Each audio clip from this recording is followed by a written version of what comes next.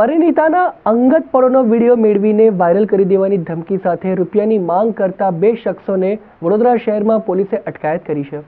WhatsApp દ્વારા પરિણીતાના અંગત પળોનો video મેળવીને વાયરલ કરી દેવાની ધમકી સાથે રૂપિયાની માંગ કરતા સાયબર ઠગો સામે સાયબર ક્રાઇમમાં ફરિયાદ નોંધાઈ હતી, જેની તપાસમાં પોલીસે બે આરોપીને ઝડપી પાડ્યા હતા।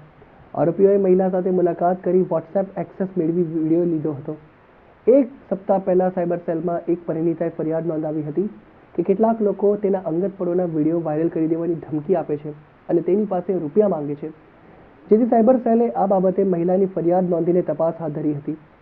ટેકનિકલ સોર્સ અને હ્યુમન ઇન્ટેલિજન્સ મારફતે પોલીસે બે આરોપી એટલે કે ભરતસિંહ દેવીસિંહ ચંદાવત અને દીપક કંવરલાલ ડાડને ઝડપી પાડ્યા હતા। બંને અને મહિલા સોશિયલ મીડિયા દ્વારા સંપર્કમાં હતા, જે બાદ તેઓ મળ્યા પણ હતા।